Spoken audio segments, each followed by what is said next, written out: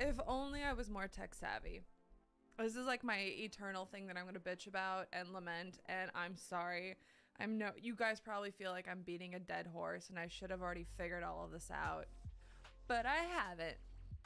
Cause this is my hobby. It's not my job, so I don't know how any of this works. And I've asked my husband because he has a very similar setup, but his works. He doesn't have a buzzing, and I do. I don't know why. I just do. I'm just lucky like that.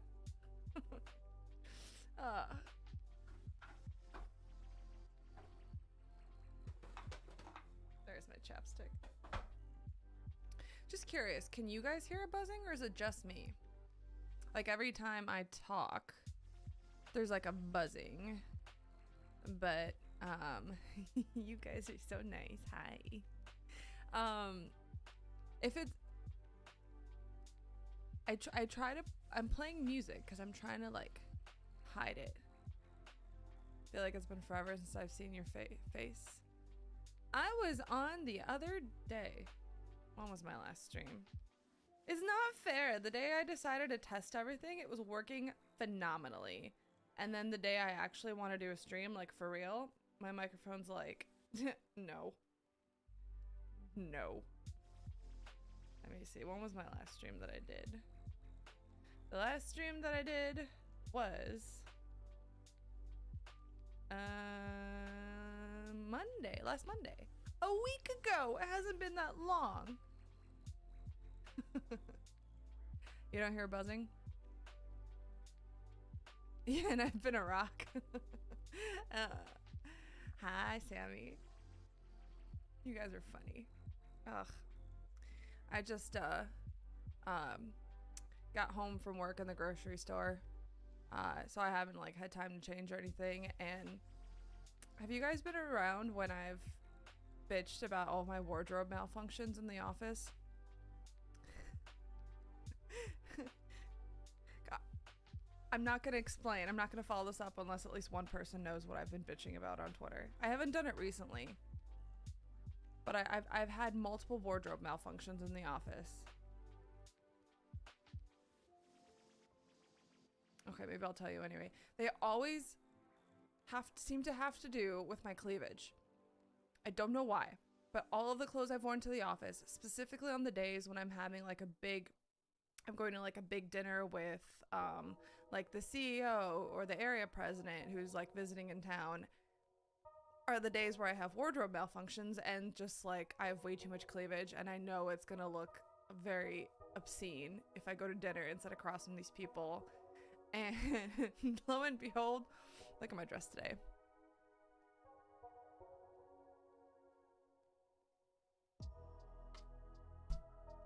I can't win. These girls want to be free. Fuck my life. I know this is a problem. Other people would wish, like some of my close girlfriends are flat chested, and they're every time I complain about this problem, they're like, "Oh, to be you," and I'm like, "You don't understand. I do not want my coworkers to be thinking of certain things." Girl, I'm a 40 triple D. I get you repaid. Yes! Free the tatas. The girls have fun. I hate the stairs. Yes! And it's like, I like today, I walked around like this. Or when I was talking to people, like I would lean over and just be like this so nobody could see anything. Just like, fuck. Whatever. I like this dress. Yeah, so now my cleavage is just gonna be hanging out here on this stream, but luckily for me, I have a very conveniently placed microphone, and I didn't even do this intentionally. I need the microphone here in order to speak, so I always get jealous seeing girls wear strapless things. Yes, or things with no bras. I'm just like, you know, if I ever did that, I think I would miss the support. I blissfully can ignore gravity. Yeah. Oh, the trials and tribulations of being female. Anyway, but that's not what I've gathered you guys here for today. I've gathered you guys here so that we can talk about this incredible interview slash podcast slash video that dropped today out of the blue. Are you guys overwhelmed by all this content? Because I'm overwhelmed.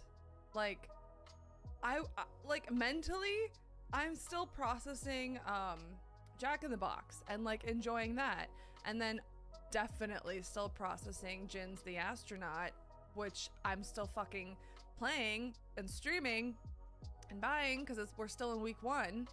Week one it isn't even fucking done, and already Namjoon and Big Hit are like, here you go, here's another thing, and there's more stuff coming at you later this month. Enjoy. Let it be known that I was right when I said there would be no content desert. BTS doesn't know the meaning of that.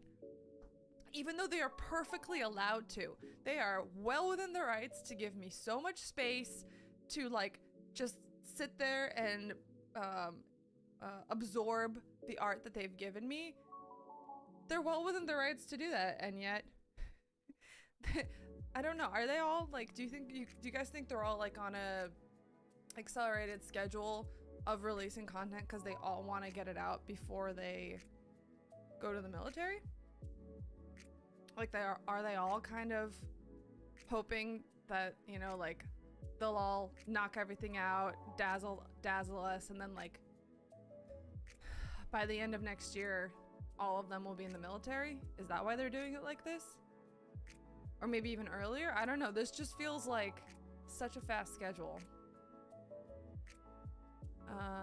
I can't keep up. To be honest, I haven't been using Twitter that much these days, but I still get notifications or just a BTS related video. There's a lot happening. I've told everyone they're not getting Christmas gifts because of all the music and merch drops. Yeah. I mean, I think that's a good thing. Personally, I don't really like Christmas gifts.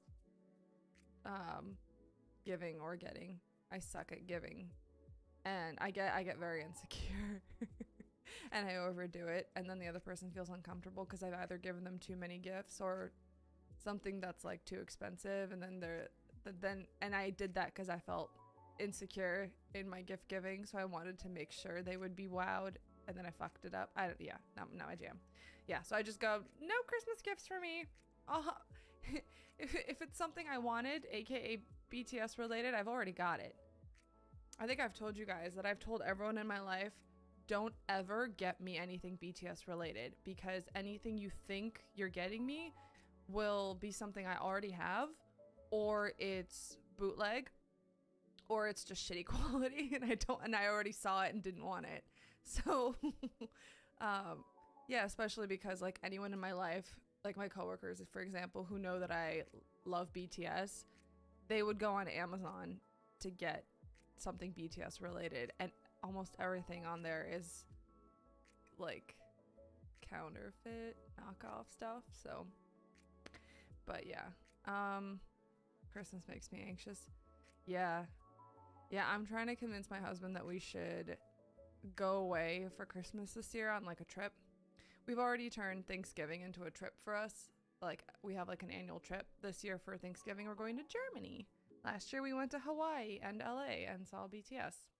This year, alas, we will not be seeing BTS in Germany, but you never know. Anyway, I'm getting distracted again. I'm sorry. So, this article, this podcast. First off, I read the article, and then you guys mentioned to me that the podcast and video are different. I haven't watched the video yet, but I listened to the podcast, and there is a lot more in the podcast than they put in the interview in the article. So that was really cool to like get more of that conversation in all of its like interesting parts, and also like there's like Namjoon and Pharrell were like a little bit awkward with each other, and it was really sweet. And it was really nice to just be able to like listen to them getting more comfortable with each other as the interview went along. I thought it was really sweet. I hate when they give me non-official words. Yeah, I'm like, no. Just don't do it. Just don't. I asked for Jin's album, already have them, but want the green version too. You know, going back to Jin's albums, I saw the release from Weavers, and it was like, if you order now, the album will come to you in the beginning of December. And I was like, fuck that. I'm gonna wait. I'm gonna wait for it to go on sale on Target or Amazon and buy it there. And then the fucking Target one sold out. How do you sell out a pre-order, Target? Come on.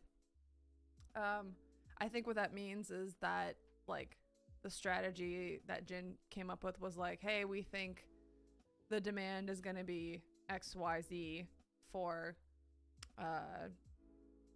this album in this area, and they underestimated it. Which is, yeah, everybody wants it. But anyway, so then I was like, fine, I'll wait for the restock. I checked Amazon. Amazon didn't have it on there yet, and I was getting nervous for a pre-order, but because I have no chill. And then I got the email the next day from Columbia Records. I think it's Columbia Records, or it might be the Big Hit Store, that's like, hey, Jin is coming out with a new song, buy his album. And then I was like, well, yeah, I was like, this is from Columbia Records, so clearly they're in America, and like the distribution is going to be faster than the album like arriving to me in December. I'm just gonna buy it. They're offering the whole set. I can buy both of the different versions at once. I am so smart. I am so good at waiting. Fuck you, Target, for not restocking. Fuck you, Amazon, for not having it. I'm gonna get it early. I won. I buy it, and then it says, thanks for your order. Your albums will be delivered beginning of December. I was like, fine. But then, so like, I thought I was like, I've been swindled. Like, no, I wanted it earlier. But then I checked the delivery dates for Target when they finally did restock, and Amazon when the album finally appeared on there. And for both of them, the delivery date is in the beginning of December as well. So I'm like, fine, I guess it's all equivalent. In which case, I do not feel bad for buying the set from the BTS store through Columbia Records. One of my coworkers gave Croc charms that are supposed to be BTS, and they are cringe. Oh god, what do they look like? They don't even look like them. Oh, that sucks. She also gave me BT21 charms, more like BT21 from Wish. My friend bought me a BTS coloring book, but all the faces are the same. Oh no, that's a little sad. I'm sorry. I'm gonna do this. If I do that, whatever I just clicked, can you guys still hear the music? I'm just checking, or no. Is there music now, or is it silent for you guys?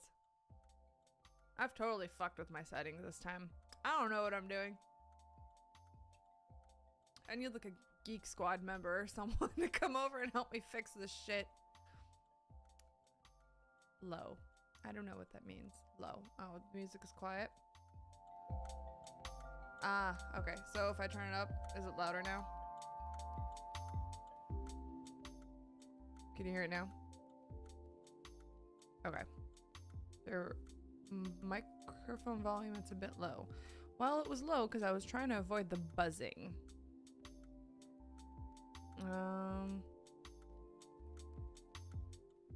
What if I do this? Is this louder at all?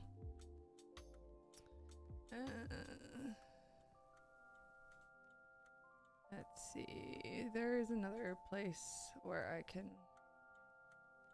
Okay, can you... Oh, that's weird. That's a little too much. Can you... Is it better? Is it better now? Did I fix it?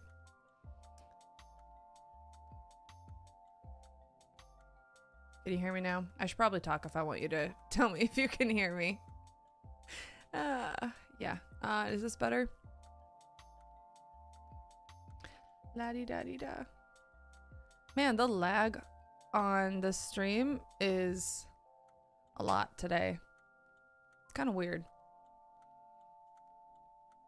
Can't tell if that's my fault or not, but whatever. Anyway, okay, so perfect, thank you.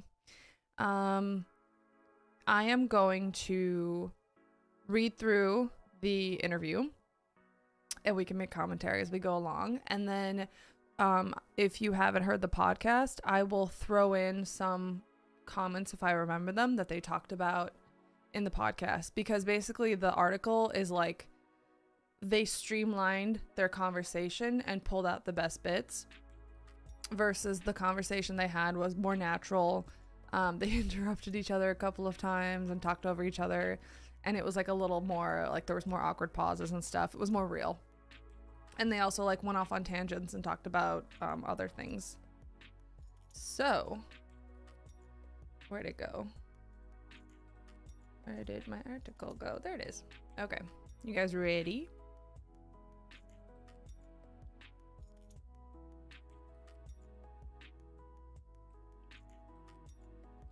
I can't believe they fucking dropped this on us. I can't believe his album is coming out so soon. Like, is it seriously going to be on the 25th of November, or... You're late? No, you're fine, Jazzy, don't worry. We've just been fixing my mic settings and talking about how any outsider is not allowed to buy us BTS merch because they don't know what the good shit is, and they're always gonna just go to Amazon and buy the counterfeit shit. That, to be honest, is funny in its own right.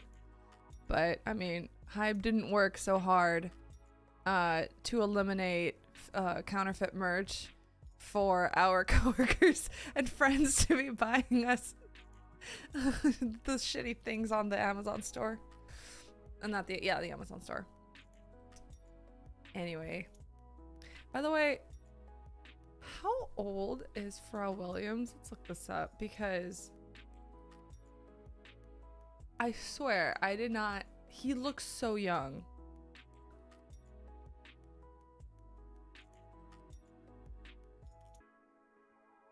No. Guys, this man is 49 years old. What the fuck? What the fuck? Okay, he needs to drop his skincare routine. This is crazy. It's just crazy. I also really like this photo shoot that they had, which, by the way, if in the article it says that like all these pictures were taken in September. Namjoon? And they were taken in LA. Namjoon went to LA in September? Did we know this? I feel like we didn't.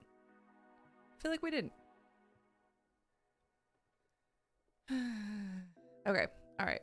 You should see a photo of his dad. He looks just as young. Okay, we're gonna look this up.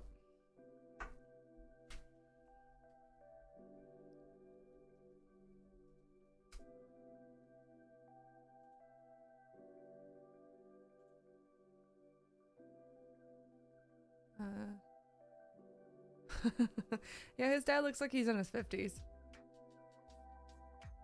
Wait, that's his father? What? What?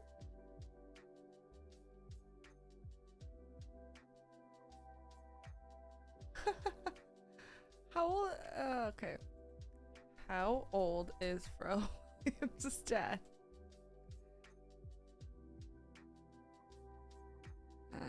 Okay, that's not gonna help. Whatever. Anyway, he taped the narration for a Korean exhibit. Yeah, he was there. Okay, well, he could have taped it in Korea.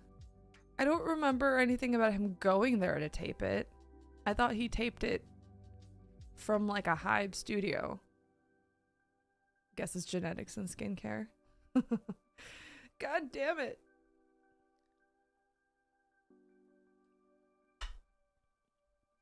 Okay. I'm gonna read through this. Let's begin. What if I don't like music anymore? A wildly honest conversation between BTS's RM and Pharrell Williams. BTS and Pharrell have a secret collab coming. Yeah, very secret now that we know about it. And that's just one of the revelations from this meeting of two superstars.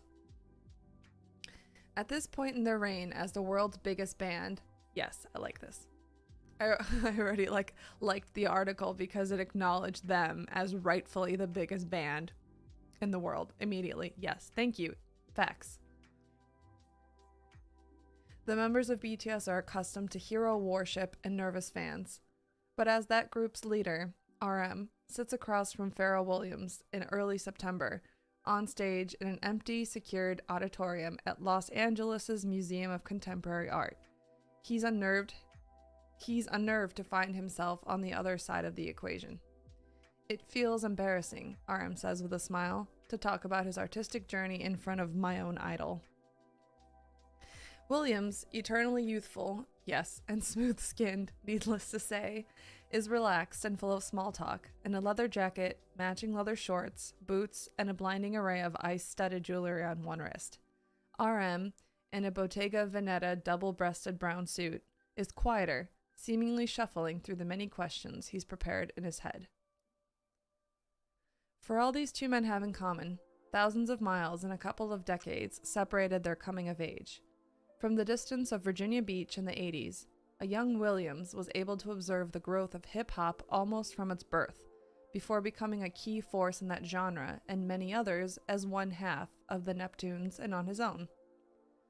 When RM was growing up outside of Seoul, rap had already gone global, to the point where Nas, Eminem, and local groups like Epic High could seduce a studious South Korean kid into devoting his life to music, which, after some twists and turns, led him to BTS instead of the underground hip-hop career he imagined. Again, accurate. Isn't it crazy how hard it is for Western publications to accurately reflect BTS's background? It's crazy to me how rare it is to see something accurately explain, that he was a very studious kid who was seduced by rap and how he wanted to be an underground hip-hop rapper. Crazy. It's a simple fact. Both artists move, they just don't care. Yeah. Brian Hyatt is the same guy who did the Rolling Stone cover story last fall. Which one was the one last fall? I don't remember. One of the better Brians. What was the one from last fall? My brain is blanking. Both artists move between behind-the-scenes work and performing. In addition to producing and writing for BTS, RM has done the same for songs by many other South Korean artists. Williams has been striking that balance like no one else since the Clinton administration. This year alone, he's producing tracks for Kendrick Lamar, Pusha T, and Rosalia, while enlisting 21 Savage and Tyler the Creator for his own single, Cash In, Cash Out. Even before this conversation, Williams and RM joined forces. As Williams reveals, he recently recorded a song with BTS, working remotely, for his next album. I'm really happy about that. RM has a debut solo album of his own on the way, and during their conversation, Williams makes him an enticing offer related to it. A few weeks after this conversation, BTS's label HYBE announces that the group's members will be serving mandatory military service and will focus on solo work before reuniting in 2025. Today, RM is frank about the fact that he and BTS are at a crossroads in their lives and career, and he's unafraid to ask for Yoda-style advice from someone whose non-stop shape-shifting has been rewarded with unmatched decade-spanning success. First of all, I am so happy that Namjoon got to have this conversation with one of his idols and get advice and another mentor-like relationship, because we all know how hard it has been for them to find anyone who can help them navigate their career, since they've blown out of the water any expectations that they would have had for themselves as idols, as part of the K-pop industry, as Korean artists. There is no blueprint for what they're doing. And I think there's even less of a blueprint for them as a band, as Koreans, as, you know, as artists who are trying to change and adapt and improve over time, and like they don't want to be a one-hit wonder. Anyway, I'm so happy for this. And they look good. Namjoon looks so good. It's just really funny to see him like wearing long sleeves and long pants next to Pharrell, who's like wearing his little shorts. Was it hot there? Was it cold there? Can't tell. Yeah, this is why I was curious, because it says that they were photographed together in LA. I don't recall, like, which is good. I'm saying this is good. Like, I don't recall any, like, things, like, any pictures of BTS at the airport, of Namjoon at the airport, where that being like, he's on his way to LA. Like, they successfully kept that under wraps, I think, right? Or am I crazy? I feel like we didn't hear anything about this, which is the way it should be. Let them quietly travel the world without people swarming them. RM, I just want to point out your 2006 solo song, Take It Off, Dim the Lights, because that was on one of my playlists. I even translated it into Korean and recorded it once when I was an amateur. Williams. Whoa, that's crazy. For those of you who don't know, so I love this right now, because the song that Namjoon is referring to is Expensive Girl. And he was young, and he literally was just trying to, you know, just like do a cover of Pharrell's song, and he got so much like trash talking and shit talking from other K-pop fandoms, as did ARMYs, for this song, because it was like everyone's proof that he wasn't good or that he was cringe and blah blah blah. For a while it used to be like an inside joke in the fandom, like we would also like, I guess, more well intentionally like make fun of it, but then we stopped as well, because we realized like it wasn't nice. But to be honest, I just really like the fact that Namjoon put himself out there his entire life as an artist, his entire career. He showed all the things that he was working on, that he was trying to learn from, right? And he, you know, I think the song is it on SoundCloud? Is that where they put it? And he got so much shit over it. And now, years later, he's sitting with the actual artist of that song and being acknowledged and appreciated for it. There's a little bit more on the podcast with Pharrell like saying like, oh, that's so great, like I appreciate that. Karma's a bitch. RM, these days genre doesn't mean anything, but at that time I think some rappers criticize the rappers who sing or use autotune. Sometimes you sing, sometimes you rap, sometimes you just sing the hook. So how do you position yourself when you participate in a song as a performer? Williams, wow. First of all, no one's ever asked me that, believe it or not. I make decisions based off feeling. I don't make them based off of convention. He was really impressed in the podcast. Like, he said a little bit more about how like he's been around like so many decades. No one has ever asked him this specific question, and it immediately like endeared Namjoon to him, because then they started talking more shop.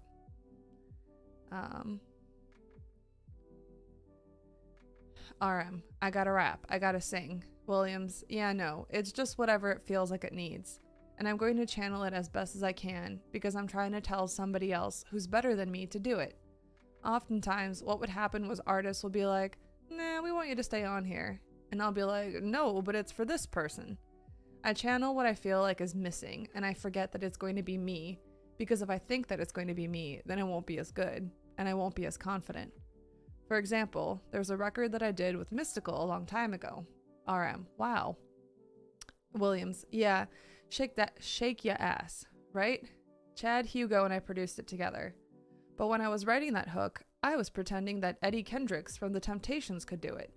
I remember saying to them, oh man, we're going to get the guy from The Temptations to do it. And they were like, nah, no, the record company wants you to stay on it.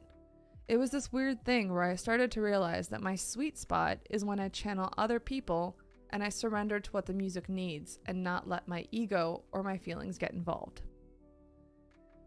I think it's good that RM own it because people used it as an argument about him being bad at lyrics or sexist, and it's literally a cover he did as an adolescent. Exactly. Like, it was something that he didn't put out as like, look how great I am, here's the song. It was just something that he did when he was young, and it's a cover of someone else's fucking song. It's not his. It was like an exercise in like seeing if he could adapt a song that was written in one language, in one culture, and adapt it to his own culture, his own language. But obviously, no one is nice on the internet.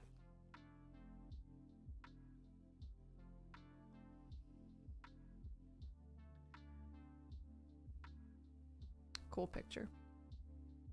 RM, as a team, we've been to the UN and we also met President Biden. We never thought these things would happen, but I think naturally we became one of the representatives from the Asian community. I'm always thinking to myself, am I that good? Do I deserve all the responsibilities? And I'm really doubting myself. I've heard that you do a lot of stuff for the community, so I wonder how you deal with all the responsibilities to be good and moral. Hold on. He said more on the podcast, but I just want to scroll through this really quickly.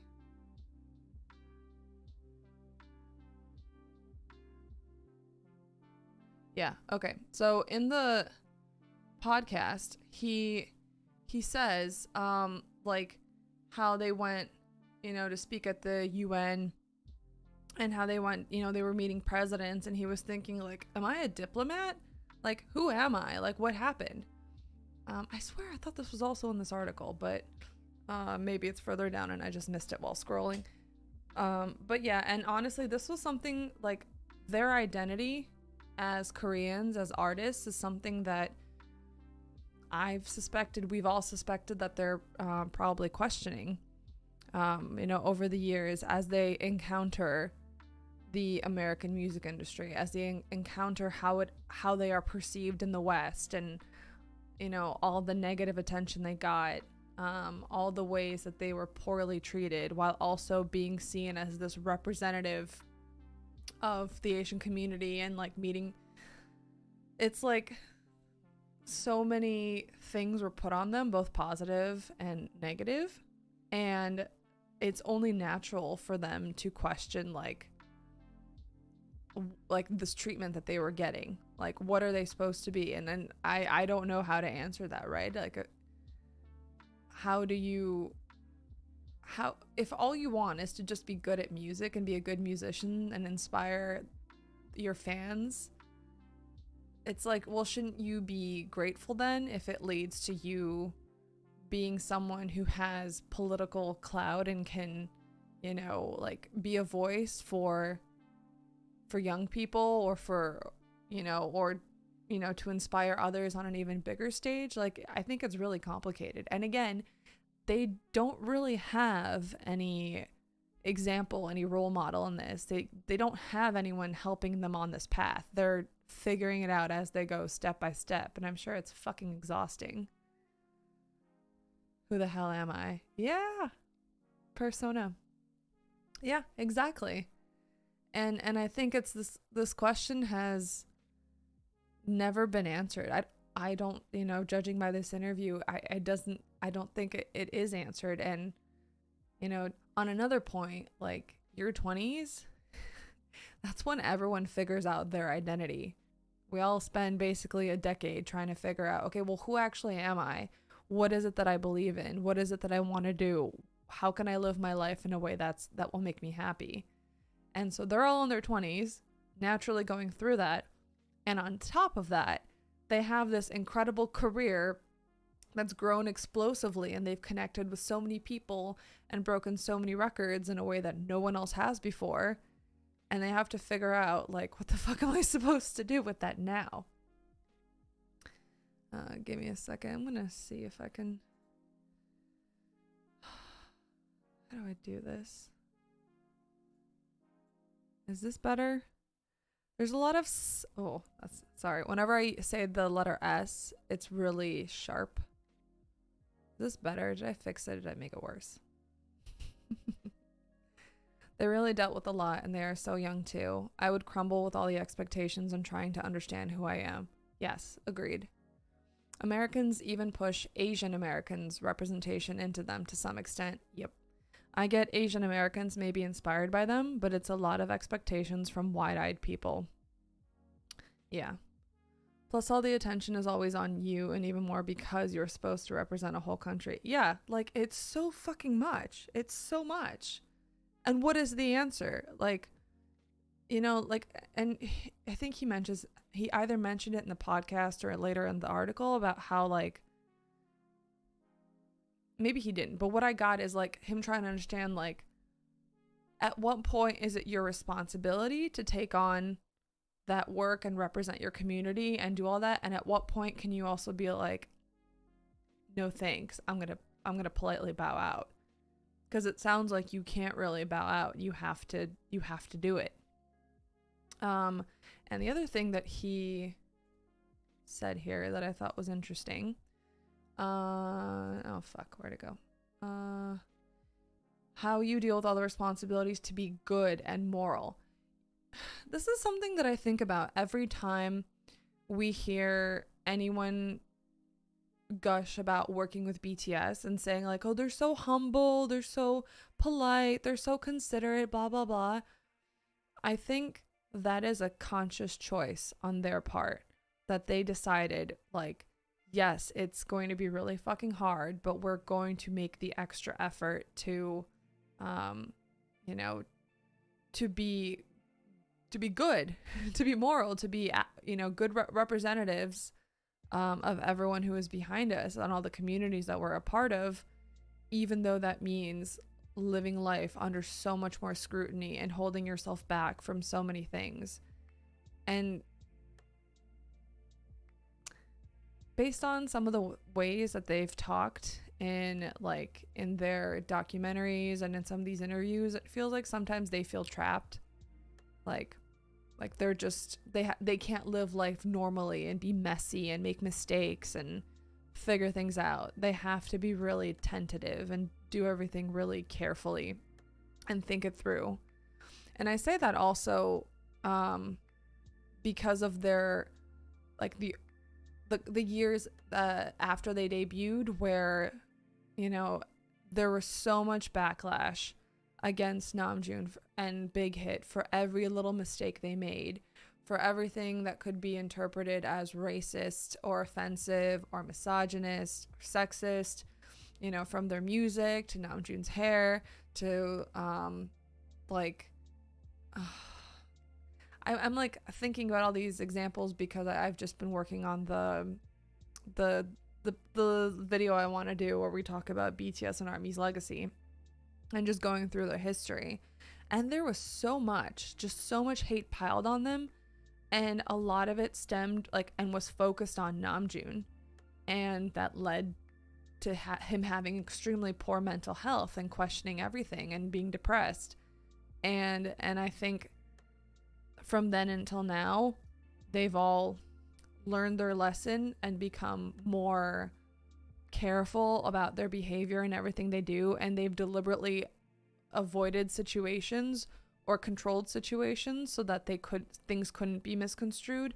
And still, there's still plenty of room for, you know, things to get out of hand, either, you know, like valid criticisms or things that went over the top simply because the online fandom space has a hate boner for BTS. They didn't ask for all this. They just wanted to make music and have people listening it. 7 Korean boys from a small company with a dream. And Namjoon always seems to take the brunt of everything. Yeah. Yes to both of those. It's crazy that, like, they didn't ask for this. They wanted success, but they couldn't have foreseen that their success would turn into them having influence and connection with so many millions of people around the world. And it's like, that's like the the mega Chad version of the dream they had, and yet it came to them. Are they supposed to say no?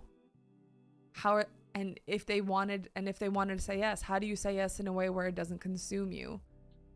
I just think it's crazy. And I think with time, they have become better able to articulate their feelings on all of this, and I guess more comfortable revealing the fact that they don't have an answer, that there are parts of it that are uncomfortable and that, you know, make them question everything. And I feel very privileged to hear this kind of stuff from them, because it validates the things that I kind of intuitively guessed from the outside of like, hey, if I was in your shoes, this would be a fucking clusterfuck. And them never saying that until now, being like, yeah, it's been a clusterfuck. It still is. I really appreciate that, and I feel privileged that they are sharing that. People are always going to find something to hate. Yeah, it's true, but I think it's hard to ignore the hate, even if you know it's not justified, even if you know that it's going to come no matter what you do. I think it's really hard for us as humans to ignore hate. They got saddled with an entire industry and their whole country. Yes, they did. No wonder they almost disbanded in 2018. Yeah.